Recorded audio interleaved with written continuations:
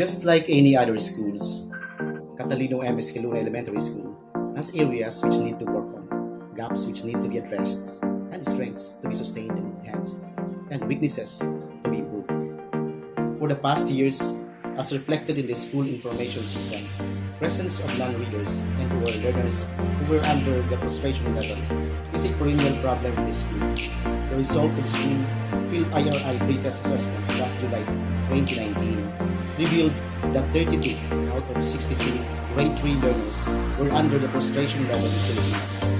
And the teachers identified 26 grade 3 to 6 learners who were non-readers in English. This situation pushed the school community to implement a project to combat this problem.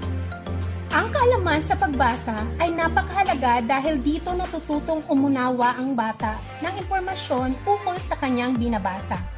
Ngunit hindi lahat ng bata ay agad na natututong bumasa. Bilang tugon sa pangangailangang ito ay naglunsad ang paaralang Catalino M. Escalona ng Project Mabuhay.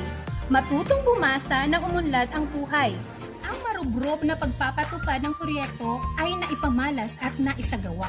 Kaugnay ng pasangay na programa sa pagbasa na Brigada Basa, ang CMEES ay naglunsad ng programa Mabuhay o Matutong Bumasa nang umunlad ang buhay. Isinagawa ang paunang pagsubok sa PhilErie at natukoy ang bilang ng mag-aaral na nasa frustration level sa ikatlong baitang. Ginanap ang focus group discussion ng mga guro upang pag-usapan ang mga hakbang kung paano matutugunan ang suliranin ng mga batang nahihirapan sa pagbasa. Nagkaroon ng orientasyon sa mga magulang ng 32 mag-aaral na sasailalim sa proyekto. Dahil dito, nagplano ang samahan ng mga guro na isagawa ang pagpabasa sa mga nabanggit na mag-aaral. Mula Agosto 2019 hanggang Marso 2020, naglaan ng 30 minuto para sa pagbasa araw-araw sa oras na alas 4 hanggang alas 4:30 ng hapon. Mula Enero hanggang Marso, may remedial reading instructions sa grades 1 at 2, non-readers in Filipino upang may handa ang mga mag-aaral sa sunod na baitang. Bawat guro sa aming paaralan ay naghanda ng iba't ibang kagamitan sa pagpapabasa galing sa iba't ibang learning resource portal. Gaya ng flashcards, charts, activity sheets, video, long software booklets at iba pa. Gumawa kami ng progress chart bilang kagamitan sa pagsubaybay sa reading development ng bawat bata. Nagkaroon din ng weekly monitoring upang malaman kung naging epektibo at nakatulong ang mga estratehiyang ginawa ng guro upang mapaunlad ang antas sa pagbasa. Nakahingi rin kami ng mga suporta galing sa iba't ibang stakeholders tulad ng mga gulay galing sa gulayan sa paaralan, tinapay at biscuits, bigay ng samahan ng mga guro, school feeding ng Philippine National Police ng Baleno, lapis at papel ay binigay ng School Governance Council, toothpaste, toothbrush at sabon galing sa mga barangay officials at hygiene kit na kaparti ng Brigada Eskwela. Ako po si Joey M. Pacheco, grade 4. Nagpasalamat po ako sa among eskwelahan sa Project Mabuhay. Kaya nakaarma akong magbasa.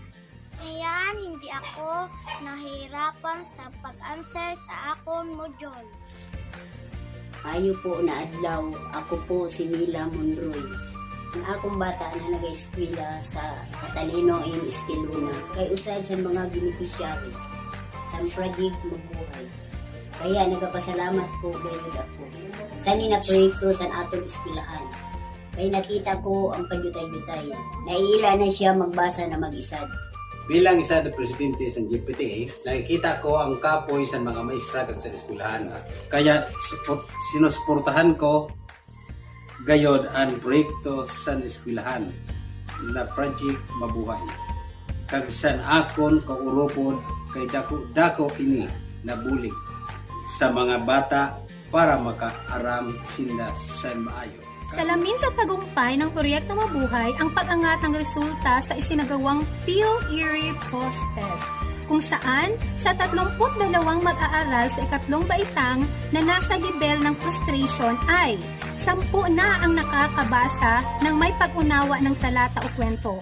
7 ang nakababasa ngunit hindi masyadong nakauunawa. 5 ang mahinang magbasa, 8 ang nakababasa ng buong salita at 2 ang nakababasa ng panting-panting. Yes, the challenges are tough, but the gains and experiences from intensifying Project Mabuhay have indeed touched our hearts and motivated us to go an extra mile for this purpose.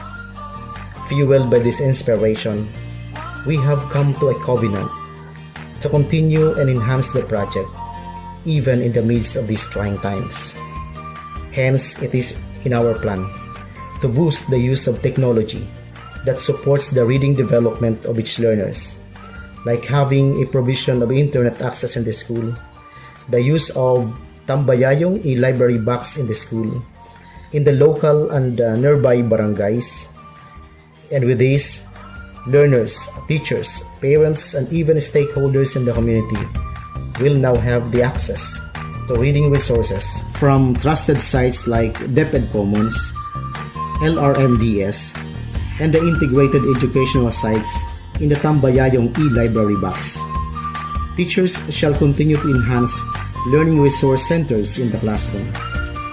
Project teams shall continue forging partnerships to develop a reading center in the school, encourage and support parents so that every home shall have a corner for reading, and motivate local officials and leaders to put up a reading hub in the community.